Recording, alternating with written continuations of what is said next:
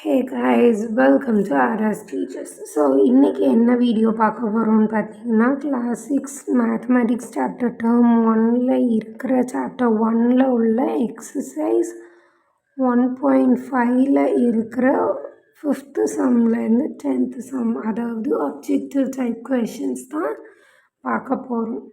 So 5th question என்ன கொடுத்துருக்காங்கன்னு பார்த்தீங்கன்னா 53 plus 49 into 0 is equal to அப்படின்னு கேட்டிருக்காங்க.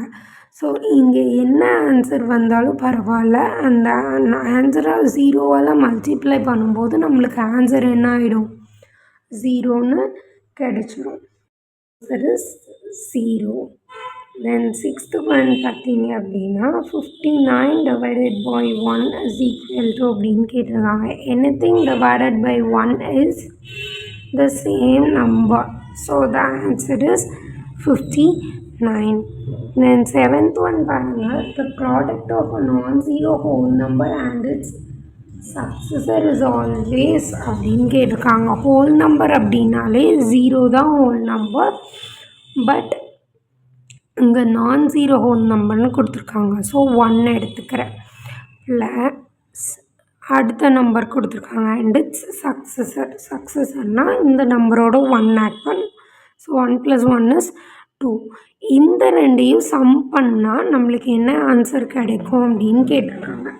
ஸோ இட்ஸ் ஆல்வேஸ் அப்படின்னா ஒரு 3 எனக்கு கிடைச்சிருக்கு.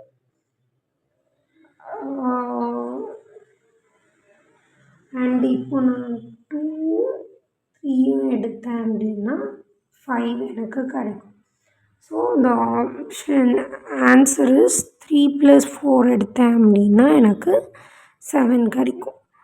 ஆட் அப்படிங்கிறது தான் ஆன்சர். ஓகே, தென் ஸோ 8th ஒன் பார்த்தீங்க அப்படின்னா the whole number that does not have a predecessor அப்படின்னு கேட்டிருக்காங்க.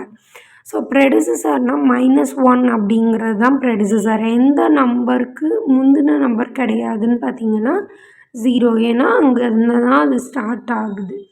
ஸோ 0 இந்த ஹோல் நம்பர்னால் அவங்க அங்கே இண்டிகேட் பண்ணியிருக்காங்க. ஒரு வேளை நேச்சுரல் நம்பராக இருந்துச்சுன்னா ஆன்சர் 1. இங்கே ஹோல் நம்பர்ன்றதுனால 0, நேச்சுரல் நம்பராக இருந்துச்சுன்னா 1, ரைட்.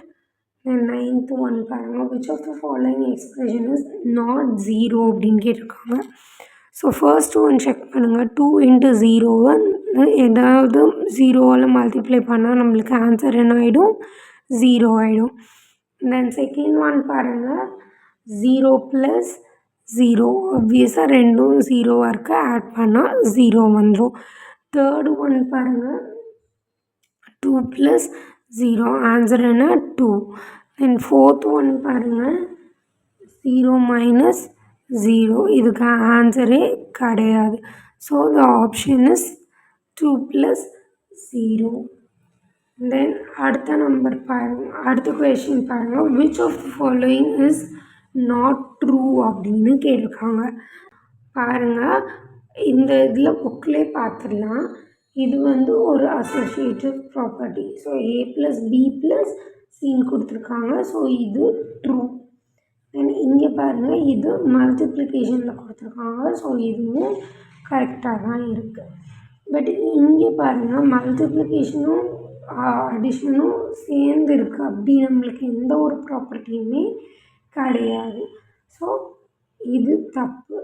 தென் இங்கே பாருங்கள், இது வந்து உங்களுக்கு டிஸ்ட்ரிபியூட்டிவ் ப்ராப்பர்ட்டியாக ஃபுல் ஃபார்மாக கொடுத்துருக்காங்க. பட் இங்கே அப்படி இல்லை.